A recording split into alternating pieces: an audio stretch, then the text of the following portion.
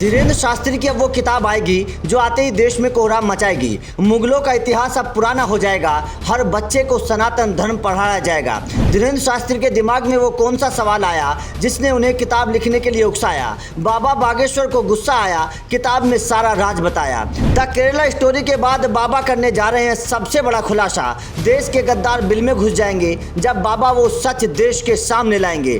बाबा की ये किताब हर स्कूल हर घर तक जाएगी, देश में हिंदुत्व का अलग जगाएगी। मोदी योगी भी दे रहे हैं साथ, अब इस किताब से बदलेंगे देश के हालात। जी हाँ, बाबा बागेश्वर अपनी कथाओं से तो देश के लोगों को जागरूक करते ही हैं, अब बाबा एक और बड़ा कदम उठाने की तैयारी कर रहे हैं। खबर है कि बाबा बागेश्वर एक अनोखी किताब लिखने जा रहे हैं। इस किताब में वो सच होगा जो आज तक किसी ने नहीं बताया, जिस सच को बताने की हिम्मत आज तक कोई लेखक नहीं कर पाया। बाबा अब वो सच देश के लोगों के सामने लाने वाले हैं। खबर है कि हाल ही में द केरला स्टोरी फिल्म देखकर धीरेन्द्र शास्त्री के दिमाग में एक बड़ा सवाल कोने लगा। इस सवाल ने उन्हें अंदर से तोड़ दिया। अब बाबा इस सवाल का जवाब किताब के माध्यम से देश की जनता तक पहुंचाएंगे।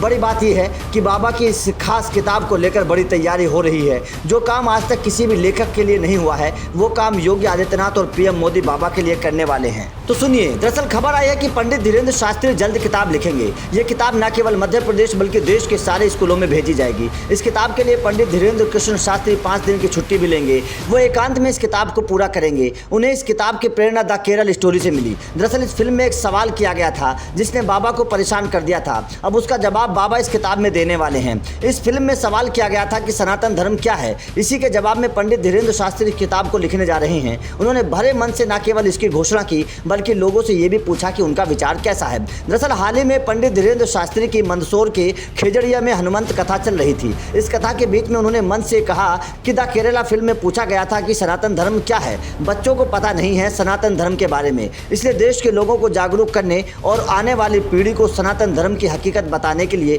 वो एक छोटी सी किताब लिखने जा रहे हैं कि सनातन धर्म क्या है।